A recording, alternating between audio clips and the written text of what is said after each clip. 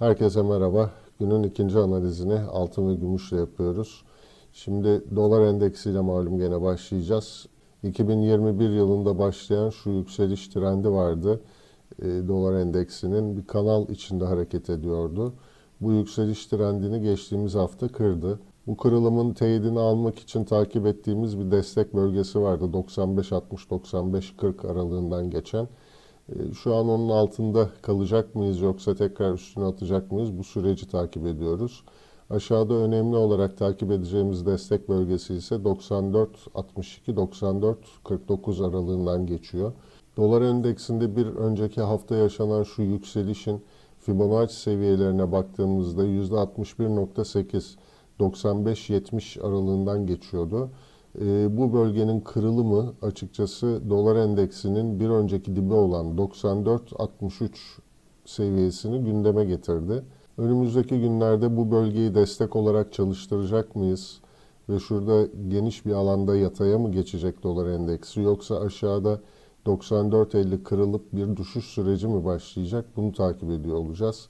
Tabii ki bu süreç altın ve gümüş için çok önemli olacak. Bu da aslında bir süredir bahsettiğim enflasyon ve faiz arasındaki farktan ötürü altın ve gümüşün güçleneceği, doların nispeten daha zayıf seyredeceği yönündeki düşüncemi teyit eden bir süreç yaşıyoruz şu an. Şimdi bir altın grafiklerine dönelim. Ons altında geçen hafta yaşadığımız aslında iki hareket oldu. Şu 3 Şubat tarihinde ve 4 Şubat tarihinde sert satışlar sonrasında gelen şu alımlar.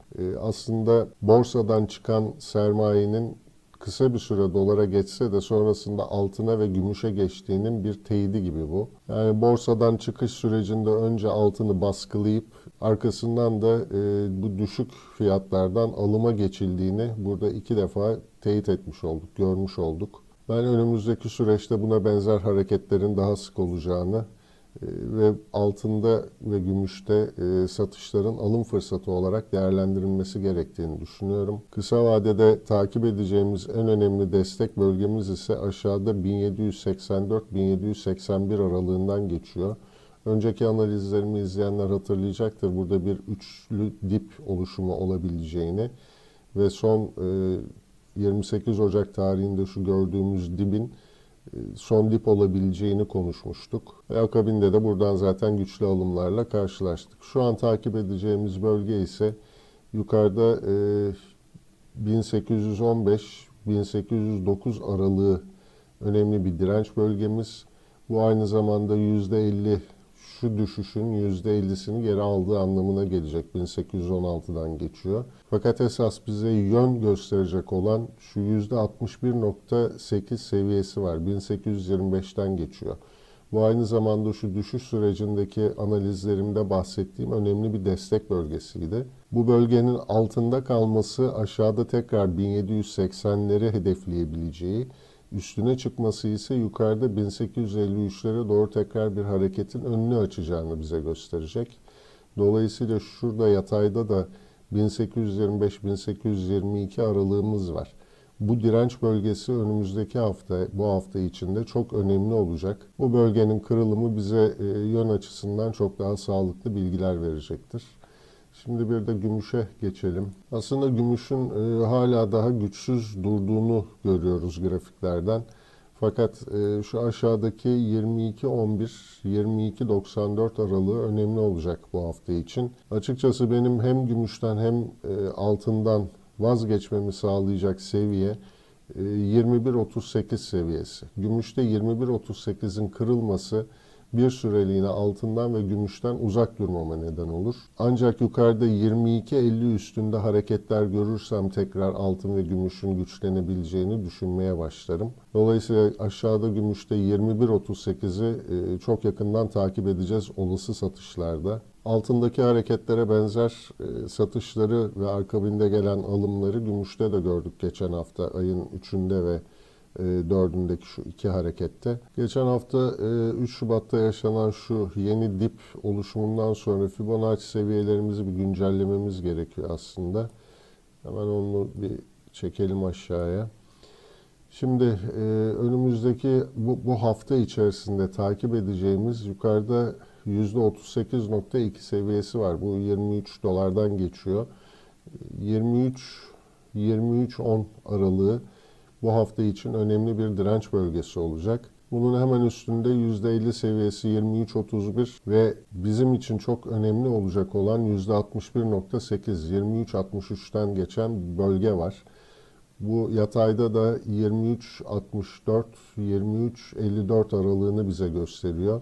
Bu bölgenin kırılımı, gümüşte yukarıda 24.70'lere doğru hareketin gelebileceğini, bu bölgenin altında kalmak ise tekrardan 22 dolara doğru satışların derinleşebileceğini bize gösterecek.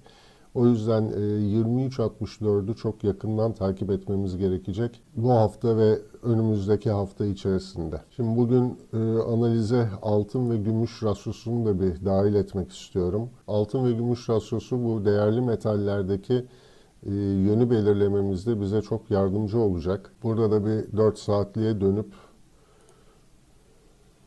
hatta daha geniş zamandan bakıp size şu yükseliş sürecini göstermek istiyorum. Bakın 2012 Şubat ayında başlayan şu yükseliş aslında altın ve gümüşün özellikle gümüşün değer kaybettiğinin bize bir göstergesiydi. Ve bu süreç 2020 Temmuz ayında sonlandı. Şu kanal desteğini kırarak 2020 Temmuz ayından itibaren altının ve gümüşün daha güçlü olacağının ilk sinyalini bize vermiş oldu. Şu anda da takip edeceğimiz direnç bölgesi 83.54 ve 81.17 aralığından geçmekte. Bu bölgenin altında kaldığımız sürece satışların devam edeceğini, burada düşüşlerin devam edeceğini, dolayısıyla altının ve gümüşün de önümüzdeki süreçte güçleneceğinin sinyalini vermiş olacak. Saatlik grafiklere dönersek bu hafta ilk destek bölgemiz 77.87 ve 77.57 aralığından geçmekte. Bu bir ara destek bölgesi. Esas önemli olacak olan destek 75.13 74.65 aralığında. 74.65 desteğinin kırılması şu yükselişin sonlandığını ve artık satışların buradaki düşüşlerin derinleşebileceğini bize gösteriyor olacak.